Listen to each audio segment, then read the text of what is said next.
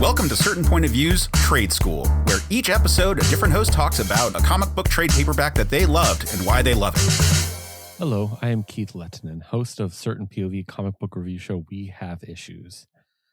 I am recording another episode of Trade School, and I thought deeply about what I wanted to do. I had a couple different ideas of things I wanted to review, but I had to get one of my favorite comics out of the way. I've been kind of putting this one off. And for this, we are going back to Marvel. And we're going to talk about the Marvel Max imprint. And we're going to talk about a character that I thoroughly love. Absolutely fucking adore her so much. And is one of my favorite characters of all time, and kind of shaped a lot of other characters I love. I see them a lot through her lens. This is going to be about Jessica Jones, aka Jewel, aka I think she technically was my Power Woman. But we're going to talk about Alias Volume 1 from Marvel Max.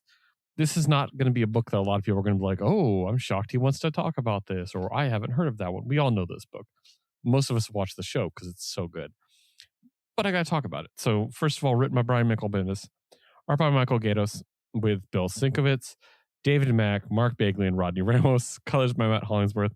Letters by Richard Starkings, Wes Abbott, Oscar Gongora, and Jason Levine, with some amazing David Mack cover art, by the way.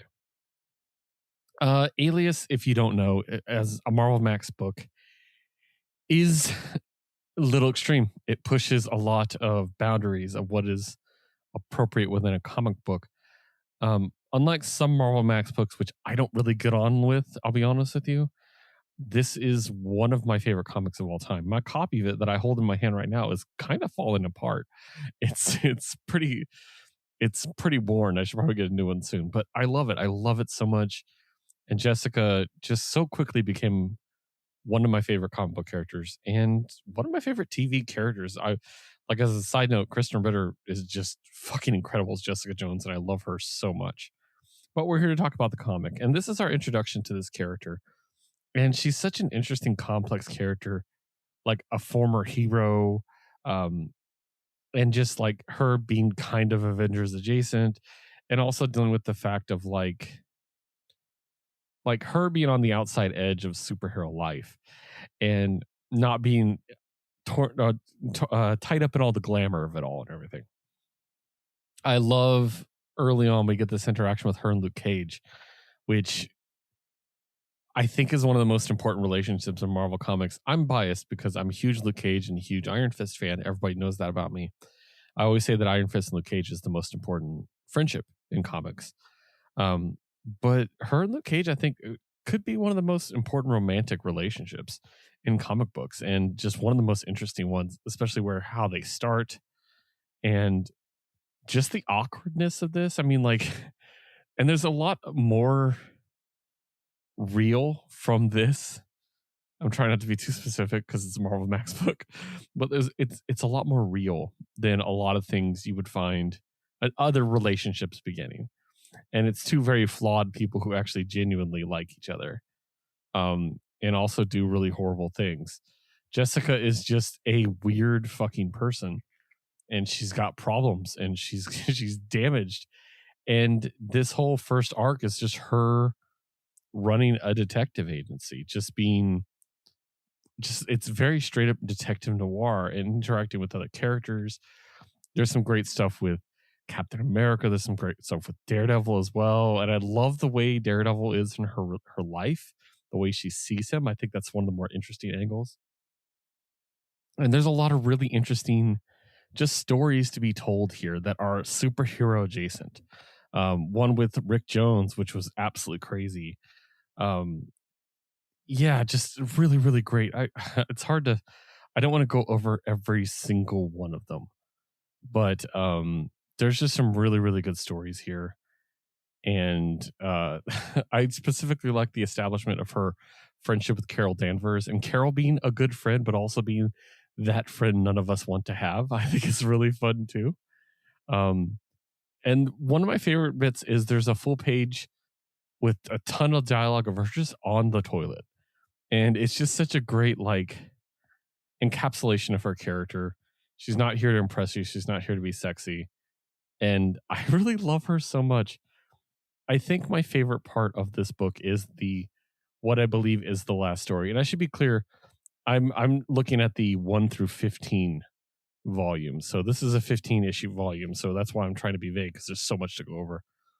But there's one story at the end where this girl goes missing who believes she's a mutant.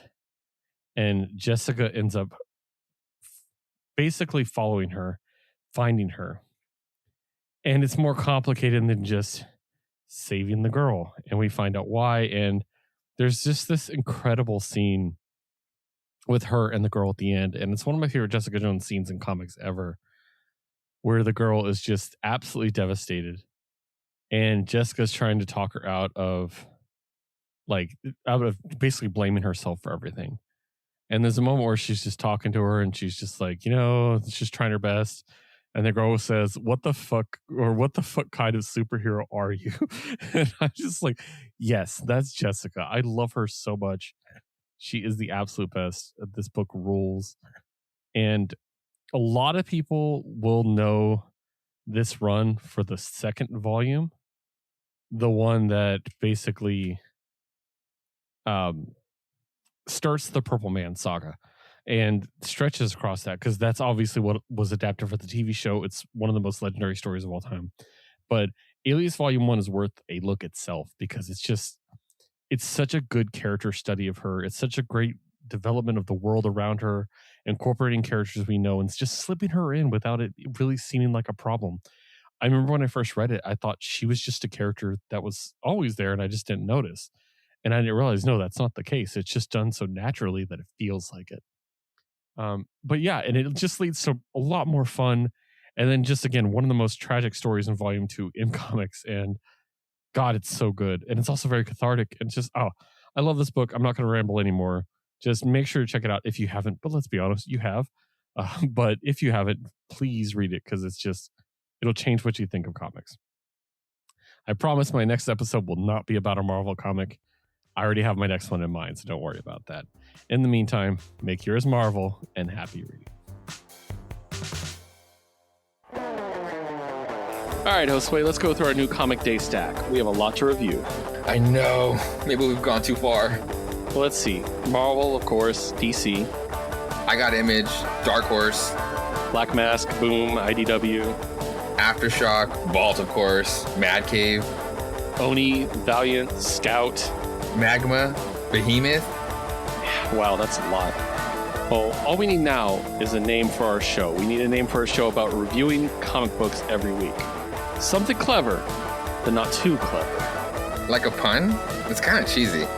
Yeah, it's something that seems funny at first, but we might regret later on as an impulsive decision a few dozen episodes in. Yeah, we'll think of something. Join Keith and Josue for We Have Issues, a weekly show reviewing almost every new comic released each week.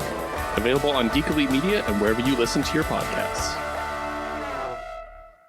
CPOV. CertainPOV.com.